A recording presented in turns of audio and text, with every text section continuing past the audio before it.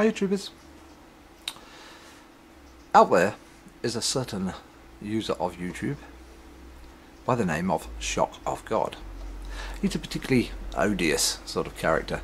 Doesn't show his face. Likes playing a lot of these sort of shoot 'em up war games, and for some reason showing how great he is at playing them by putting them on his channel.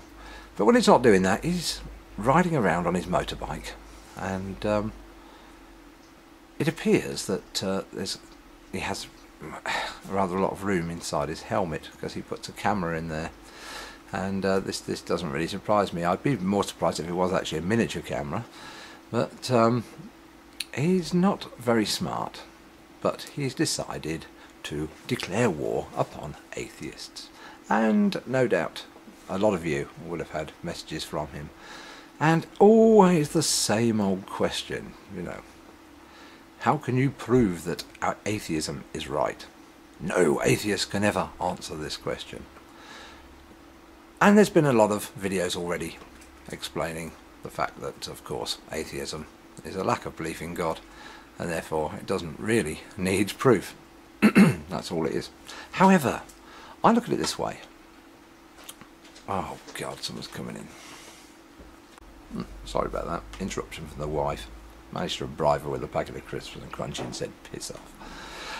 Anyway, I'm lost now. I'm going to have to get back to it. Yes, I'm back. And with thoughts. My belief is that if people tend to ask questions, I like to generally answer them. And it is a difficult question.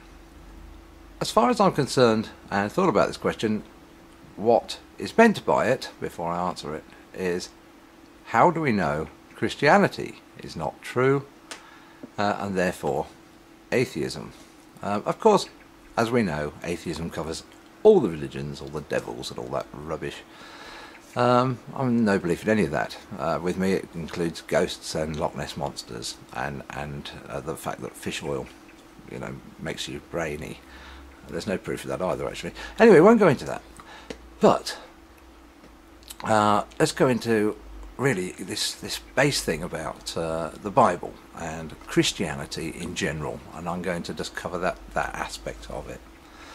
Why do I not believe it's true? Well, the first thing I have to say is Genesis. Genesis is such a load of old cobblers, and it isn't true. It quite simply isn't true. There's no, it may be true. It quite simply isn't true. And I can also see why Christians, or even Jews, of course, because it is the Jewish side of things, basically creationists hate evolutionists, because generally they have proved Genesis to be wrong. Not just that, the languages as well. I mean, you don't sort of find the languages, of course, often coming from Greek and Latin. We have a foundation for them. And the Tower of Babel was, of course, a load of bump as well. You get to Noah's Ark, that's a load of bump. Adam and Eve, a load of bump. Bump meaning crap, I suppose. And there's no excuse for it. That's just the way it is. It is utter fable. And if you can't see that, well, carry on trying. But it is rubbish. Okay, which brings me on to the next bit. So people have gone about, oh, don't worry about the Old Testament. The Old Testament, don't worry about that. Well, of course, unless you're Jewish. But for Christians, they say, oh, no, because Jesus came along and redeemed everybody for all their sins and all that. Oh, it doesn't say anything about redeeming them for Noah's Ark or for the Tower of Babel and all that. It's just the Adam and Eve bit. All the rest is bump as well. You get to Moses and his 10 Commandments and all that sort of thing. Well, Moses, the first thing he ever does when he comes adult is kill somebody. You know, there it is, the first line, and he became a man. And the very first passage, look it up, Exodus, right at the beginning. Just after he sort of got saved and, well, brought up by Pharaoh's daughter. There we go, straight out murder. Then, of course, you come along with the 10 Commandments and thou shalt not kill. It doesn't even look after that one. I would say that's the most important one of the whole lot. And it does more killing. And, you know, it's just the one that ignores the most. He's not stealing a lot, which is probably the second one.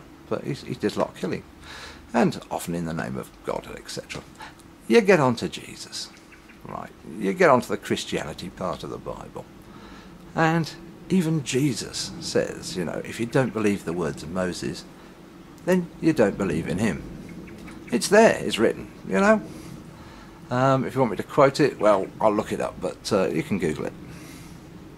So, there's no excuse for it.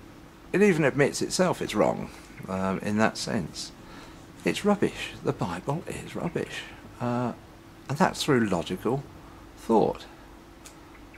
You come to that conclusion, there's no escaping it. I can't suddenly go back to thinking, oh yes, that is right.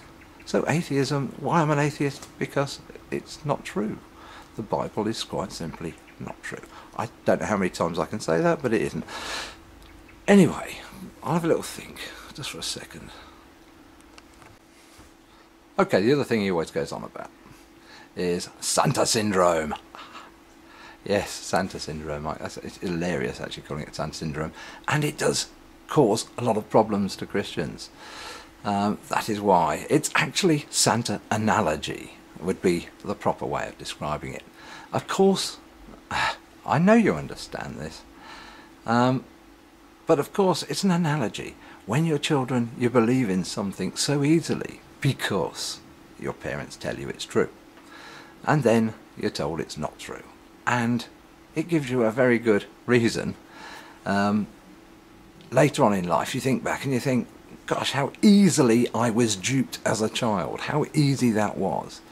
And of course that is why it is quoted as Santa syndrome by you, but everyone else it's Santa analogy. The same with the tooth fairy. Unicorns are often mentioned because they're mentioned in the Bible.